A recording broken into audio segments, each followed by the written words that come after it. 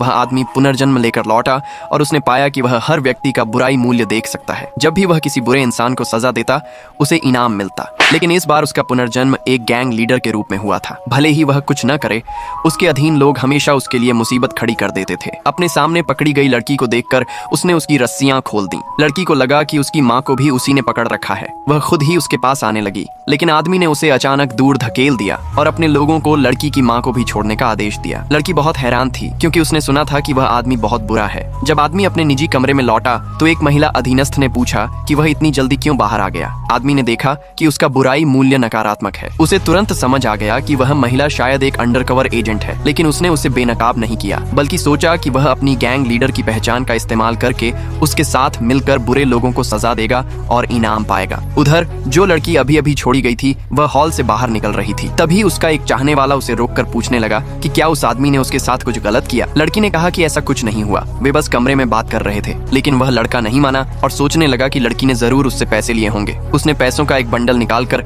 लड़की को अपनी गर्लफ्रेंड बनने के लिए कहा। लड़की जाने लगी, लेकिन उसने फिर से उसे रोक लिया। उसी समय वह आदमी बाहर आया और यह सब देखा। उसने तुरंत उस लड़के को सबक सिखाया। महिला अधीनस्थ को लगा कि अब उसे आदमी के किसी को परेशान करने का सबूत मिल जाएगा, लेकिन आदमी ने सिर्फ उस लड़के को धमकाया कि वह लड़की से दूर रहे और उसे जाने दिया। महिला और भी उलझन में पड़ गई क्योंकि उसे जो जानकारी मिली थी उसके अनुसार वह आदमी बहुत बुरा था। जाने से पहले लड़की ने उस आदमी को धन्यवाद भी कहा। अगले दिन महिला ने आदमी को बताया कि उसके क्लब में कोई अवैध सामान बेच रहा है। जब आदमी वहां पहुंचा तो उसने देखा कि वे पड़ोसी गैंग के लोग हैं। वे न सिर्फ बेखौफ थे बल्कि उसे अपने साथ काम करने का न्योता भी देने लगे। उन्हें क्या पता था कि आदमी अब बुरे लोगों को सजा देना चाहता है। उसने ऊपर से उनकी बात मान ली और उन्हें जाने दिया। फिर उसने महिला से कहा कि वह अधिकारियों को इस बारे में सूचना दे दे। उसने साफ कहा कि वह अवैध काम नहीं करेगा, वह सिर्फ पड़ोसी गैंग से टकराव नहीं चाहता। यह सुनकर महिला को लगा कि उस आदमी में अभी भी सुधार की उम्मीद है। उसने अपने साथियों को इस मामले को संभालने के लिए बुला लिया।